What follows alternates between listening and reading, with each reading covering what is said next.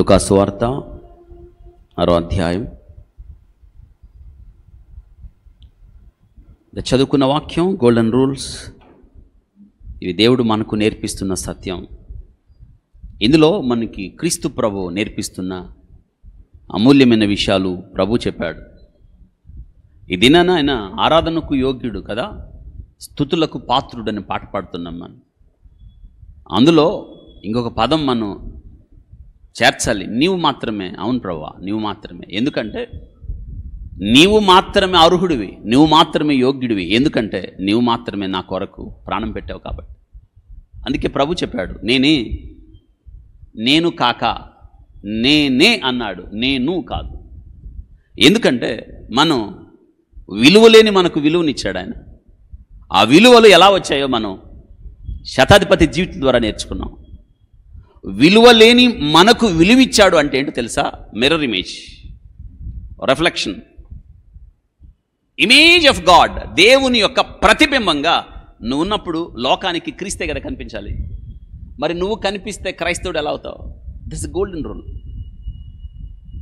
పౌలు గారు ఎప్పుడైతే ఈ మాట చెప్పాడో, జీవించేవాడు నేను కనిపిస్తే ఎవరు మారరు, నేను మాట్లాడితే ఎవరు మారరు. కానీ సౌలు అనేవాడు చచ్చిపోయాడు, పౌలు బ్రతుకుతున్నాడు. అందుకే అంటున్నాడు, జీవించేవాడు నేను కాదు, సిలువేయబడ్డాను నేను లోకానికి. It's golden rule. ఇది ప్రభు చెప్తున్నాడు. వాల్యూ, విలువలు రాను కొదువైపోతున్నాయి. ఈ దినాన బాప్తిస్మం పొందాం కదా మనం. రక్షణ పొంది ఆయన కృపలు అనుభవిస్తూ విశ్వాస జీవితంలో సాగుతూ, వెర్ ఇస్ యువర్ వాల్యూ? ఇంకా అదే జీవితంలోకి వెళ్తే నీలో క్రీస్తు ఎక్కడ కనిపిస్తాడు? అది దేవుడు చెప్తున్నాడు. నీ శత్రువును కూడా నువ్వు ప్రేమించే తత్వానికి ఎదగాలి. మంచోడిని ప్రేమిస్తాడు. ఇక్కడ వాక్యంలో దేవుడు ఏం చెప్తున్నాడంటే, నిన్ను ప్రేమించేవారినే నువ్వు ప్రేమిస్తే కొత్త ఉంది. అందరూ చేసే పనే కదా, అందరూ చేస్తారు, పాపులు కూడా చేస్తారు. కానీ నువ్వు అలా చేయడానికి పాపివి కాదు కదా. పాపులు దేవుని ఎరగని వారు ఏం చేస్తారు తెలుసా? తమను ప్రేమించేవారినే ప్రేమిస్తారు, తమను ద్వేషించేవారిని వారు ప్రతీకారం తీర్చుకుంటారు. కానీ మనలో ప్రతీకారం ఎప్పుడో చచ్చిపోయింది, మనం సిలువేయబడినప్పుడే. ఇదే మనం అందుకు ఆరాధన చేస్తున్నాం. మనలో ఆ నైజాన్ని దేవుడు తీసేశాడు. మనలో క్రీస్తు కనిపిస్తాడు. క్రీస్తు ప్రతిబింబం నీలో అలా ప్రత్యక్షం అవుతున్నప్పుడు నువ్వు లోకానికి క్రీస్తు లేని లోటును తీర్చాలి. ఇదే చెప్తుంది. This is golden rule. ఇది ఇతరులు నీకేం చేయాలని నువ్వు ఆశిస్తున్నావో వారికి అది చేయి. చేస్తున్నావు మనం అలాగా? చెయ్యం. కానీ క్రైస్తవులం మనం ఎలా అవుతుంది? నువ్వు అలా చేయొద్దు, ఎందుకంటే నేను చేయట్లేదు కాబట్టి అని చెప్పగలగాలి. నువ్వు అటు వెళ్ళకూడదు, ఎందుకంటే నేను వెళ్ళట్లేదు కాబట్టి. అది నువ్వు చేయగలగాలి. ఇతరులు ఏదైతే చేయాలనుకుంటున్నావు ముందు మోడల్ నువ్వే కదా. ప్రభు అదే చెప్పాడు. యేసుక్రీస్తు ప్రభు వారు కొండ మీద ప్రసంగం, దట్స్ అ ప్రాక్టికల్ లైఫ్. అదే మత్తయి సువార్త 5, 6, 7 అధ్యాయాలంతా కూడా ప్రాక్టికల్ అప్రోచ్, ఒక ప్రాక్టీస్. అదంతా ఎందుకంటే ప్రాక్టికల్ లైఫ్. అదే దాన్ని నువ్వు ప్రాక్టీస్ చేయడం అంటే ఏంటో తెలుసా? నీ జీవితంలో దాన్ని చూపించగలగాలి. యేసుక్రీస్తు ప్రభువారు ఆయన ఏదైతే బోధించాడో దాన్ని చూపించాడు. తండ్రి వీరేమి చేయుచున్నారో వీరు ఎరుగరు గనక వీరిని. కొండ మీద ప్రసంగంలో అదే కదా చెప్పాడు ఆయన. పరలోకమందున మీ తండ్రికి కుమారులో ఉన్నట్లుగా మీ శత్రువులను ఏం చేయాలి? ఇక్కడ ఏమంటున్నాడు రండి, ఇప్పుడు మీకు అర్థమవుతుంది. ఇక్కడ లూకా సువార్త 6వ అధ్యాయం 32. మిమ్మును ప్రేమించిన వారినే మీరు ప్రేమించిన యెడల మీకేం మెప్పు కలుగును? పాపులను తమను ప్రేమించిన వారిని ప్రేమింతురు కదా.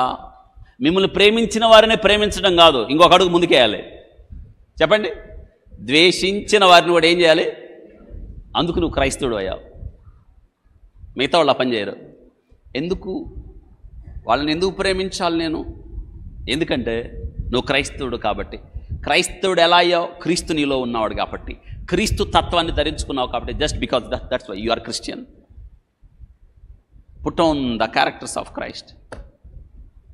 మనం నవీన పురుషుడు క్రీస్తును ధరించుకున్నాం మనం, అందుకే అంటున్నాడు. ఆ తర్వాత చూడండి, మీకు మేలు చేయువారికే మేలు చేసిన ఎడల మీకేమి మెప్పు కలుగును కదా. మీకు మీ ఇంట్లో ఏదో ఫంక్షన్ జరిగింది, మీకు మంచి గిఫ్ట్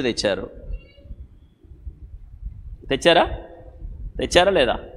అప్పుడు మీరేం చేస్తారు? వాళ్ళు మంచి గిఫ్ట్ తెచ్చారు కాబట్టి మనం వాళ్ళు తెచ్చిన దానికన్నా మంచిది తీసుకెళ్తాం మనం. ఇది మీకేం మెప్పు కలుగుతుంది? మీ ఇంట్లో పనివాళ్ళు మిమ్మల్ని పిలిచినారు అనుకున్నా, వాల్యుబుల్ గిఫ్ట్ తీసుకెళ్ళండి. దేవుడు కోరుకున్నది అది. అప్పుడు దేవుడు నీతో వస్తాడు. వింటున్నారా? దేవుడు కోరుకున్నది ఏంటంటే ఎవరైతే నీకు చేయలేరే వాళ్ళకి చెయ్యి. అందుకే ప్రభు చెప్పాడు, శిష్యులకు ఒక మంచి మాట చెప్తున్నాడు. ఏంటంటే, నాకు ఆకలి అయింది, మీరు అన్నం పెట్టారు. నాకు దప్పిక అయింది, దాహం ఇచ్చారు.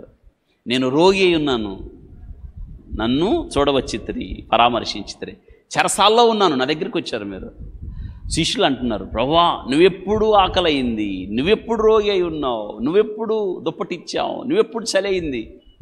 ప్రభు అన్నాడు, మిక్కిలి అల్పులైన ఆ నా సహోదరుల్లో ఈ నా సహోదరులో ఒకరికి చేస్తే దిస్ ఇస్ గోల్డెన్ రూల్.